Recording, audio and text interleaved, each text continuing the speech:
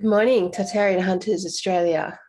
I just thought I'd jump on. I've had a thought and I wanted to quickly share it with you. You know, in the Tartarian lens, a lot of what we talk about all the time is that this whole culture, this whole old realm culture was founded and made stunningly beautiful and harmonized by their use of electricity, by their use of the electricity specifically that they would harness from the ether. And all the buildings, all the technology, all the organs, all the use of water, all the geometry, all of the shapes and the structures found in their culture, which today are still the most beautiful buildings we have on the realm right now, were all built around the concept of harnessing this ether. Now, what if that electricity that was generated from that ether is what we mean when we say the word love? So we know that there was a great reset 300 years ago roundabout. We know that a characteristic of that great reset was that all of the lights were turned off. All of the electricity was turned off. We were literally forced into a dark age. We were literally forced into a time where all the technology was turned off and removed, thanks to the Freemasons, the Masonic lodges. We know that all of the technology and objects that the Tartarian culture used so effortlessly and such beautiful feats of artistry and innovation were removed and destroyed from our culture. We know they also removed the harmonics, the instruments, and the things that would generate the sound frequencies using water and the ether. Now, we also are starting to understand that our sun has been affected. 300 years ago, roundabouts, whenever this great reset happened, the sun was affected, it was changed. Now, what if the charge that's needed, that in all the spiritual world and the light workers community, you know, we throw it around, it's all love and light, and we throw around this concept of love, love, love. We've got to love and create this sort of like, you know, unified version of love, and then something's going to happen, you know, the rapture or the ascension or something fucking's going to happen. But what if that thing that's happened is actually like the human beings have to generate enough of an electrical charge, that comes from the spark of love.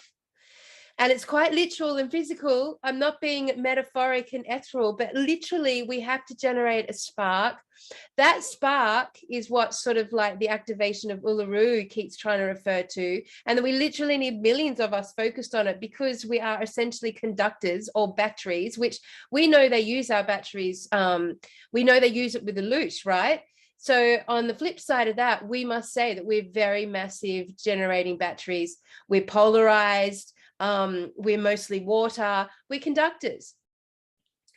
We all have energetic fields around us, and we can all do good or bad things with those things. So if we generate enough of an electrical charge physically, it will activate an electrical grid. And that electrical grid, I think, when it's activated, creates a charge in the sun. And I think that sun, the return of the sun of man, I think that sun is our sun actually having an impact from the charge that we generate. You know, we are the ones that we've been waiting for, right? So that generation from the sun could look like a solar flash, which would then take out all the false, nefarious AI tech. It would fry all their batteries, fry all their circuitry, all their grid points. And the only technology that would work after that would be the true love and light technology of God using the ether. So I think this whole thing with Tartaria is fascinating, because we keep taking it back to electricity. So electricity being love generated. So they've done everything in their power to generate the opposite of love. And they've done everything in their power to generate the opposite of clean, loving conductors. They've poisoned us in every way. They've poisoned our food, our environment in all ways. They've poisoned our minds. They've put our minds into the dark ages. They literally removed our memories. They literally put us into the dark ages. They literally put us in space, in this dark space. They literally invented space, and it's dark and we're just floating around lost in it. They literally put us into a dark age. And this whole like enlightenment, to enlighten yourself to love and light, like it's all based around the idea of light and electricity. So if that is the case, then the Tartarian era is of the higher 5D metaphoric realm. It does have a supercharged ethereal electrical grid. We have been removed from that and really suppressed. There must be something in the vaccine that suppresses the charge that can generate in the organic consciousness of humans during this time. Something about that vaccine. They've been so desperado to get it to every single person on the planet, because they know that this is a numbers game, I think, even though we know that it's already been won. So they fail. But literally that would have been the plan. Something in that vaccine, whether it be the darkness, literally the black goo, hello, it's literally dark matter, the darkness in the vaccine, or there's a suppressant in the vaccine that stops the electrical charge taking place between the heart and the head. And, you know, all polarization between the masculine and the feminine is a charge between the thinker and the feeler, a charge between the head, the ego and the heart, the vulnerability and the pride. Like it's all a supercharged conductor. And when you polarize in the masculine and the feminine, and you hold that polarization and you hold it so hard that you can't even speak to each other anymore, you can't even hear what the other one's saying. When you hold it that long and then you release it by surrendering and coming closer and dropping that polarization and getting closer and dropping that polarization, which is usually the masculine giving up, surrendering to the feminine. And when you do that, you know, you guys would know in your own dynamics that when you surrendered and you've gone back into your heart, the charge is still there.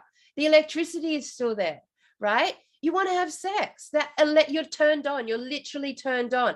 That electricity is there. You've been illuminated. It's like fine wires. If you could see all the hairs on the back of your neck on your skin, they'd be like up, because they have literally been like electrified by the, and what is that argument? What is that trigger point? It's when you've been polarized. It's when you're triggered and you're polarized in a relationship, you know? So, and the tricky thing is that when you hold that polarization too long and you're exhausted, you can't maintain it anymore, but you haven't surrendered.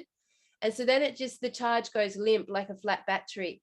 And I literally think that's what the technique they have used on the human race. They've actually exhausted us. So we've all got flat batteries, like we've gone limp. That electricity has been, that charge, that polarized charge has been held too long, too exhausting, and the batteries just died.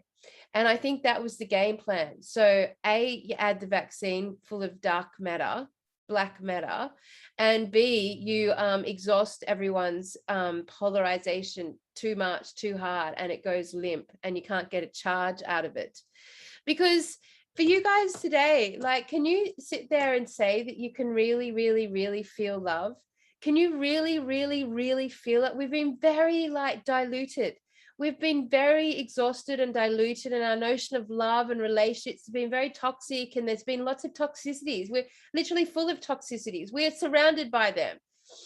You know, so like, how good is our love charge? How good is that charge? How do we get to that level of electricity, turn that grid back on? And, you know, and behind me, I've like put out Wonder Woman, because she is renowned for truth, love, and light, and can bring in that electrical charge, right? Now, remember, like, we are the gods of renown, and like, especially those who've woken up to Tartaria. Hello, that's your home right there. So you're remembering who you are. You're remembering who you are.